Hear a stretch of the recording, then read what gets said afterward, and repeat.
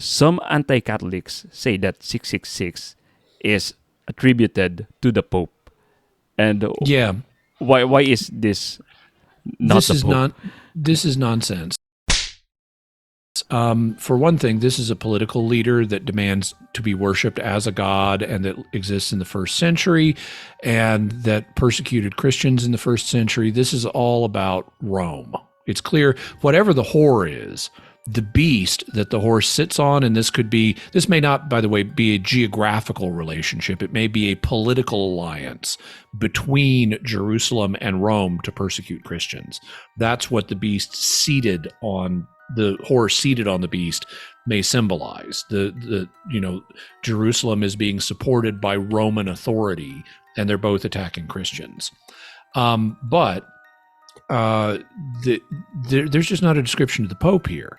The Pope is not a worldwide political leader who persecutes Christians in the first century or the first few centuries, and so forth. The linking of the number 666 to the Pope is kind of sleight of hand. You can make anybody have the number 666 if you get to pick the system that you're using. I even did this back when I was in like middle school or junior high, as we called it in my town. Back in the 1970s, there was this set of movies that came out called The Omen, which were about the Antichrist. And so who has the number 666 was a kind of a question at the time. And I discovered you can make anybody's name add up to 666 if you get to pick the rules. I would even do that to friends of mine. I wasn't a Christian at the time, really, but I would say, "Oh, did you know your name adds up to 666? Here's how it does it." And it was just kind of a spooky game. I wouldn't play it today, but I did then. Well, okay, so how does that happen with the Pope? Well, now in various ancient languages, they didn't have a separate number system the way we do today.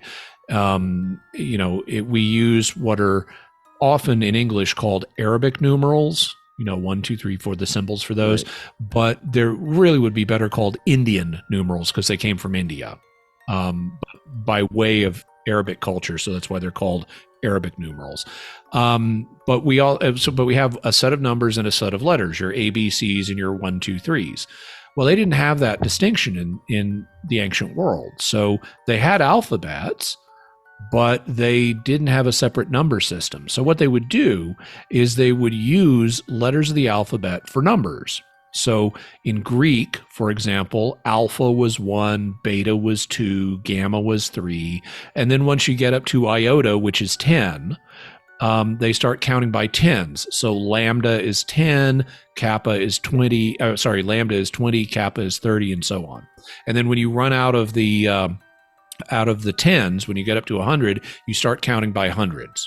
And they did basically the same thing with the Hebrew and Aramaic alphabets, which are the same alphabet. But the letters are a little bit different in Aramaic than they are in Greek. The alphabet's a little different. So the Hebrew and Aramaic letters had somewhat different number values than the Greek ones did. So what happened is after the time of the Reformation, people wanted to portray the Catholic Church as the whore of Babylon. They wanted to portray the Pope as the Antichrist because that's the only way as a European that you could really justify breaking away from the Catholic Church. Because in the 1400s, everybody in Western Europe knows this is a true church. So how do you break away from it if it's the Church of Christ? And what they did was they searched around, Revelation has this evil thing that's opposite the New Jerusalem. It has this whore of Babylon. So that must be what the Catholic Church is. And then you can explain why the Catholic Church is so big and impressive, but not be the Church of Christ. Oh, and there's this leader of it, this Antichrist figure. So that must be the Pope.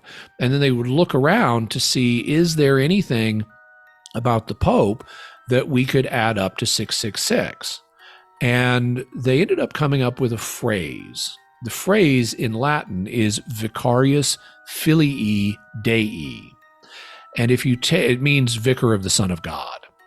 And if you take vicarius filii Dei and you forget all the letters that don't have meaning in Latin, and you individually add up the I's, which means 1, the V's, which means 5, the X's, there's not really an X in it, but that would mean 10, the L that means 50, the C that means 100. You add all of that up in Vicarius Filii Dei and ignore the rest, you get 666, assuming you add it up a certain way. Actually, you have to be careful because in Latin, if you put a 1 in front of a 5, it doesn't add, it becomes a 4. If you put it the other way around, if you put the 5 first and the 1 second, it becomes a 6. So if you actually look at the spelling of Vicarius Filii Dei, if you take account of the comes before or comes after rule, it actually doesn't add up to 666. It's only if you ignore that rule. But then you've got another problem, which is why would you be using Latin anyway? Because Revelation isn't written in Latin. It's written in Greek by someone who was a native speaker of either Hebrew or Aramaic. So Hebrew, Aramaic, and Greek are the languages we should be looking at for this, not Latin.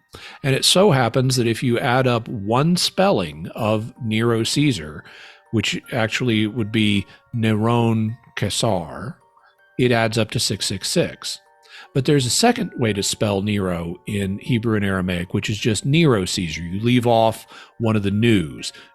Noon is the name of the Hebrew and Aramaic letter. Noon has a value of 50. So if you take 666 and you drop one of the noons off of Neron, so it just becomes Nero, you get an overall value of Nero Caesar as 616. And guess what? There are early manuscripts of Revelation that give the number as 616. So it looks like people in the first and second century, when Revelation was first being copied, knew about the connection between the beast and Nero Caesar. And depending on how they spelled Nero Caesar, with or without the noon, they either wrote 666 or 616 in their copies of Revelation. And this gives us very early Christian evidence that the number was understood in the early days to refer to Nero Caesar, not the Pope, who didn't even have the title of Vicarius Filii Dei.